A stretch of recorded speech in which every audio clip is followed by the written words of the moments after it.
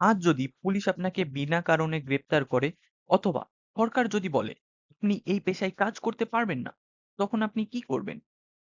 এই ধরনের পরিস্থিতিতে আপনাকে রক্ষা করে ভারতীয় সংবিধানের মৌলিক অধিকার। আজ আমরা ভিডিওতে আর্টিকেল 12 থেকে 35 মানে সংবিধানের থার্ড পার্টের 6টি মৌলিক অধিকার সম্বন্ধে জানব। চলুন তাহলে শুরু করা যাক। আমাদের ভারতীয় সংবিধানের 6টি মৌলিক অধিকার বা ফান্ডামেন্টাল রাইটের প্রথমেই রয়েছে সমতার অধিকার। এই অধিকার বলে ভারতের প্রতিটি মানুষ আইনের সামনে সমান। এই সমতার অধিকার সম্বন্ধে আর্টিকেল 14 থেকে 18-তে বলা হয়েছে। আর্টিকেল 14-এ বলা হচ্ছে আইনের সামনে সমতা বা ইকুয়ালিটি বিফোর ল, অর্থাৎ আইনের চোখে ধনী গরিব উচ্চবিত্ত নিম্নবিত্ত সবাই সমান। রাষ্ট্র কোনো ব্যক্তিকে আইনের সমান সুরক্ষা থেকে বঞ্চিত করতে পারবে না। অর্থাৎ একজন দরিদ্র কৃষক এবং একজন আইএএস অফিসার আদালতে তারা একই অধিকার পাবেন, কেউ বেশি বা কেউ কম গুরুত্বপূর্ণ নয়। এরপরই চলে আসছি আর্টিকেল 15-এ, যেখানে বলা হচ্ছে বৈষম্যের বিরুদ্ধে সুরক্ষা বা নো ডিসক্রিমিনেশন। এটা বলে ধর্ম, জাতি, লিঙ্গ বা জন্মস্থানের বিরুদ্ধে বৈষম্য ভিত্তিতে বৈষম্য নিষিদ্ধ। রাষ্ট্র কোনো নাগরিকের বিরুদ্ধে শুধুমাত্র বর্ণ, জাতি, লিঙ্গ বা জন্মস্থানের কারণে বৈষম্য করতে পারবে না। মহিলা এবং শিশুদের জন্য বিশেষ ব্যবস্থা করা যাবে। এই অধিকারের ভিত্তিতেই কোনো সরকারি হসপিটালে মুসলিম বা দলিত বলে চিকিৎসা দিতে অস্বীকার করতে পারবে না। এটা সংবিধান বিরোধী। এরপর চলে আসছি আর্টিকেল 16-এ, যেখানে বলা হচ্ছে সমান সুযোগ বা ইকুয়াল অপরচুনিটি, অর্থাৎ সরকারি চাকরি ও নিয়োগে সব নাগরিকের সমান সুযোগ থাকবে।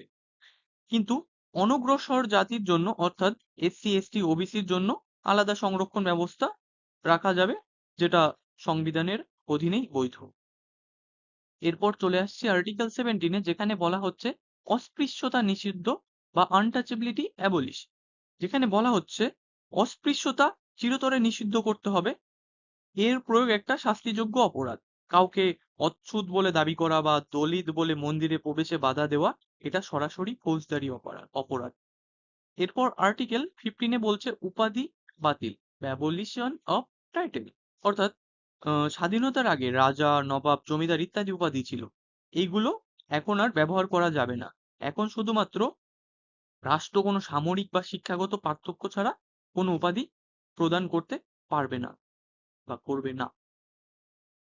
আমাদের সংবিধানের দ্বিতীয় মৌলিক অধিকারটি হচ্ছে স্বাধীনতার অধিকার বা রাইট টু ফ্রিডম। এটি সম্বন্ধে বলা হয়েছে আর্টিকেল 19 থেকে 22 এর মধ্যে। এটি ভারতীয় গণতন্ত্রের মেরুদণ্ড। এখন প্রথমেই আর্টিকেল 19-এ বলা হচ্ছে 6টি মৌলিক স্বাধীনতা বা 6 ফান্ডামেন্টাল ফ্রিডম সম্বন্ধে। কিন্তু এটা জানার আগে আমাদের জানা দরকার আর্টিকেল 19-এর আবার দুটি ক্লজ রয়েছে, আর্টিকেল 19(1) এন্ড আর্টিকেল 19(2). আর্টিকেল 19(1) এর মধ্যে আবার 6টি সাব ক্লজ রয়েছে, A B C D E N G. F ক্লজটাকে 19 এফ সাব ক্লজটিকে 44th অ্যামেন্ডমেন্ট 1917 দ্বারা রিমুভ করা হয়েছিল। এখন এতে বলা হচ্ছে বাক প্রকাশের স্বাধীনতা সম্বন্ধে, অর্থাৎ সরকারের বিরুদ্ধে সংবাদপত্র সমালোচনা করতে পারে। এটি আর্টিকেল 19 এর এর অধীনে সংরক্ষিত, কিন্তু জাতীয় নিরাপত্তার বিরুদ্ধে কিছু বলা যাবে না।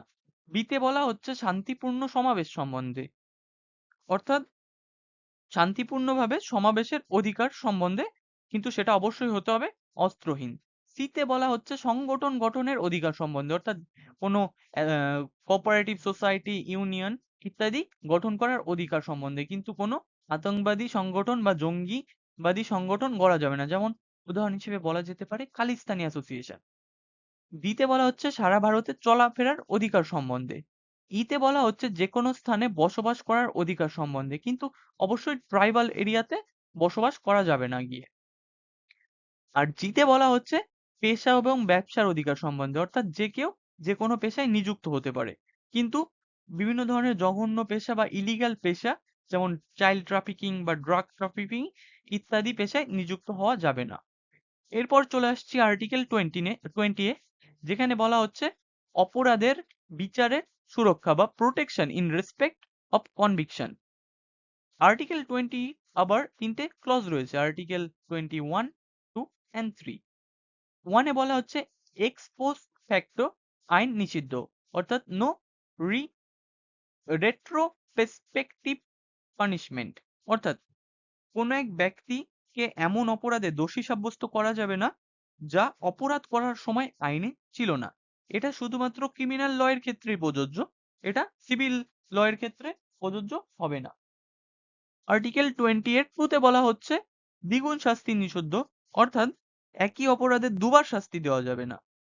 3 তে বলা হচ্ছে কাউকে নিজের বিরুদ্ধে সাক্ষীদানে বাধ্য করা যাবে না, অর্থাৎ আদালতে পুলিশ জোর করে আসামিকে স্বীকারোক্তি দিতে বলতে পারে না।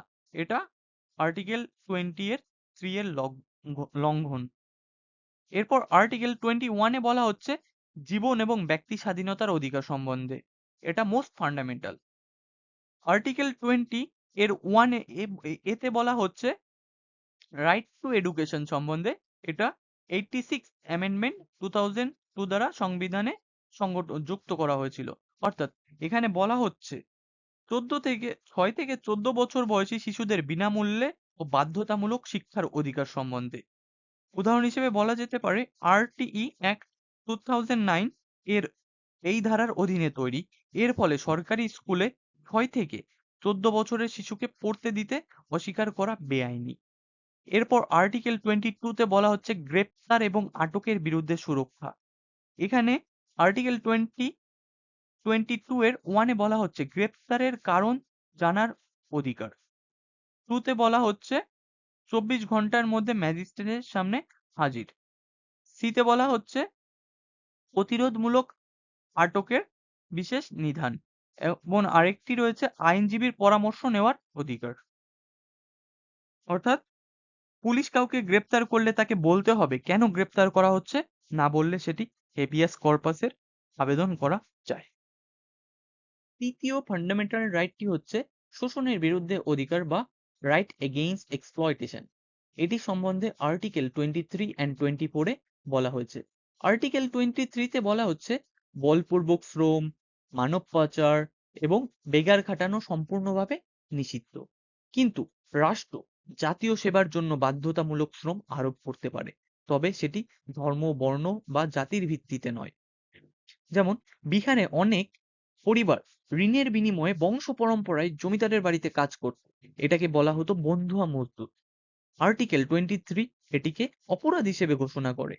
আর্টিকেল 24 এ বলা হচ্ছে শিশু শ্রম নিষিদ্ধ, অর্থাৎ 14 বছরের কম বয়সী শিশুদের কোনো কারখানা, খনি বা বিপজ্জনক কাজে নিয়োগ করা যাবে না। উদাহরণ হিসেবে বলা যায় চায়ের দোকানে ছোট বাচ্চাকে দিয়ে কাজ করানো বা ইটের ভাটায় শিশু কাটানো, এটি আর্টিকেল 24 এর সরাসরি লঙ্ঘন এবং ফৌজদারি অপরাধ। অর্থাৎ বলা যায় শিশুদের হাতে বই থাকা উচিত, হাতুড়ি নয়। এই অধিকার সেটাই নিশ্চিত করে। চতুর্থ মৌলিক অধিকারটি হচ্ছে ধর্মের স্বাধীনতার অধিকার বা right two freedom of religion. এটি সম্বন্ধে আর্টিকেল 25 থেকে 28 এর মধ্যে বলা হয়েছে। আমরা জানি ভারত একটি ধর্মনিরপেক্ষ বা সেকুলার রাষ্ট্র। এখন আর্টিকেল 25 এ বলা হচ্ছে বিবেক ও ধর্মের স্বাধীনতা এবং যে কোনো ধর্ম পালনের অধিকার সম্বন্ধে, অর্থাৎ প্রতিটি ব্যক্তির বিবেকের স্বাধীনতা এবং যে কোনো ধর্ম পালন, প্রচার ও অনুশীলন করার অধিকার আছে। অর্থাৎ একজন মুসলিম ব্যক্তি হিন্দু ধর্মে ধর্মান্তরিত হতে পারে, এটি তার মৌলিক অধিকার, তবে জোর করে ধর্মান্তর করানো বেআইনি। এরপর আর্টিকেল 26 এ বলা হচ্ছে ধর্মীয় সংগঠন পরিচালনার অধিকার বা ম্যানেজ রিলিজিয়াস অ্যাফেয়ার, অর্থাৎ কোনো ধর্মীয় প্রতিষ্ঠান স্থাপন এবং রক্ষণাবেক্ষণের অধিকার এবং ধর্মীয় বিষয়ে নিজেদের মধ্যে সিদ্ধান্ত নেওয়ার অধিকার সম্বন্ধে। যেমন মুসলিম ওয়াকফ বোর্ড বা হিন্দু মন্দির ট্রাস্ট নিজেদের সম্পত্তি ও কার্যক্রম নিজেরাই পরিচালনা করতে পারে। এরপর আর্টিকেল 27 এ বলা হচ্ছে, ও সরি 27টা লেখা হয়নি, কিন্তু আর্টিকেল 27 এ বলা হচ্ছে কোনো ব্যক্তিকে কোনো ধর্ম পালন বা ধর্মাচরণের জন্য কোনরূপ কর বা ট্যাক্স দিতে হবে না। এবং আর্টিকেল 27(8) এ বলা হচ্ছে ধর্মীয় শিক্ষায় রাষ্ট্রের হস্তক্ষেপ নেই, অর্থাৎ no state religion in school, অর্থাৎ সরকারি প্রতিষ্ঠানে ধর্মীয় শিক্ষা নিষিদ্ধ। সম্পূর্ণ সরকারি ফান্ডে পরিচালিত শিক্ষা প্রতিষ্ঠানে কোনো ধর্মীয় শিক্ষা দেওয়া যাবে না এবং কাউকে ধর্মীয় অনুষ্ঠানে বাধ্যও করা যাবে না। অর্থাৎ সরকারি স্কুলে বাধ্যতামূলক পূজা বা নামাজ পড়ানো যাবে না, কিন্তু সরকারি সাহায্যপ্রাপ্ত সংখ্যালঘু বিদ্যালয় ধর্মীয় শিক্ষা দিতে পারে। পঞ্চম মৌলিক অধিকারটি হচ্ছে সাংস্কৃতিক ও শিক্ষামূলক অধিকার বা কালচারাল অ্যান্ড এডুকেশনাল রাইটস। এটি সম্বন্ধে আর্টিকেল 29 এবং 30-তে বলা হয়েছে। এটি বিশেষত ভাষাগত ও ধর্মীয় সংখ্যালঘুদের ক্ষেত্রে সুরক্ষা দেয়। আর্টিকেল 29-এ বলা হচ্ছে ভাষা এবং সংস্কৃতি রক্ষার অধিকার, অর্থাৎ নাগরিকদের যে কোনো অংশ নিজস্ব ভাষা, লিপি বা সংস্কৃতি সংরক্ষণের অধিকার রাখে।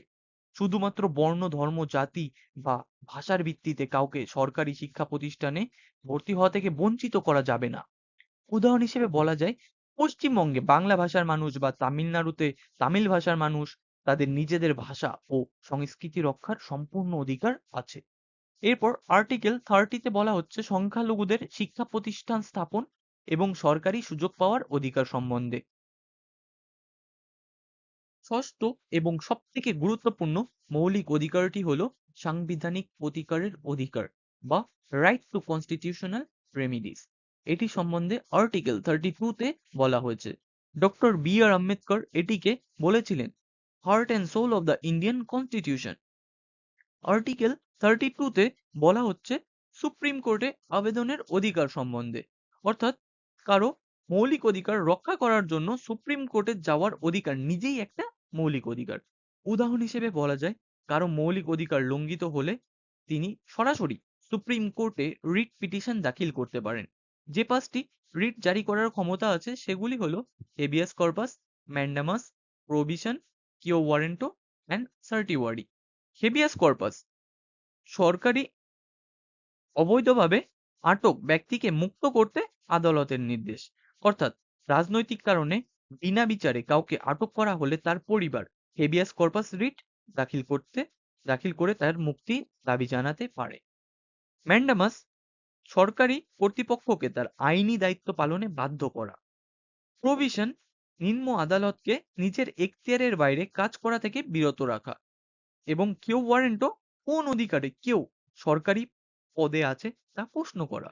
এবং সার্টিওয়ারি নিম্ন আদালতের ভুল বা বেআইনি রায় বাতিল করা। তাহলে আজ আমরা 6টি মৌলিক অধিকার সম্বন্ধে জানলাম। প্রথমত সমতার অধিকার, আর্টিকেল 14 থেকে 18, অর্থাৎ আইনের সামনে সবাই সমান। আর স্বাধীনতার অধিকার, আর্টিকেল 19 to 22, শোষণের বিরুদ্ধে অধিকার, আর্টিকেল 23 and 24, ধর্মীয় স্বাধীনতার অধিকার, আর্টিকেল 25 to 28, অ্যান্ড সাংস্কৃতিক এবং শিক্ষামূলক অধিকার, আর্টিকেল 29 to 30, অ্যান্ড সাংবিধানিক প্রতিকারের অধিকার, আর্টিকেল 32। তাহলে ভিডিওটি ভালো লাগলে লাইক করুন এবং চ্যানেলটিকে সাবস্ক্রাইব করুন এবং কমেন্টে জানান কোন ধারাটি আপনার কাছে সবথেকে গুরুত্বপূর্ণ বলে মনে হয়। জয় হিন্দ।